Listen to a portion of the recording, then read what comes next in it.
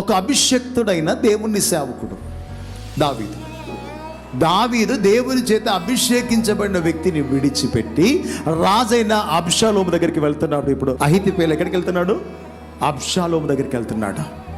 అంటే అభిషేకం ఉన్న వ్యక్తిని విడిచిపెట్టి సామాన్యమైన ఒక వ్యక్తి శత్రువు దగ్గరికి వెళ్తున్నాడు.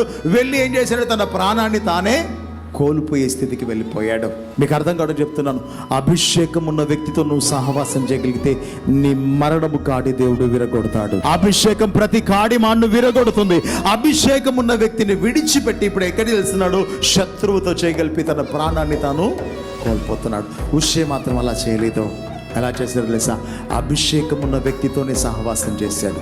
అభిషేకం ఉన్న వ్యక్తితోనే సహవాసం చేశాడు. మీకు అర్థం కావడం చెప్తున్నాను. అభిషేకం ఉన్న వ్యక్తి నిన్ను గద్దిస్తాడు. అభిషేకం ఉన్న వ్యక్తి సరి చేస్తాడు.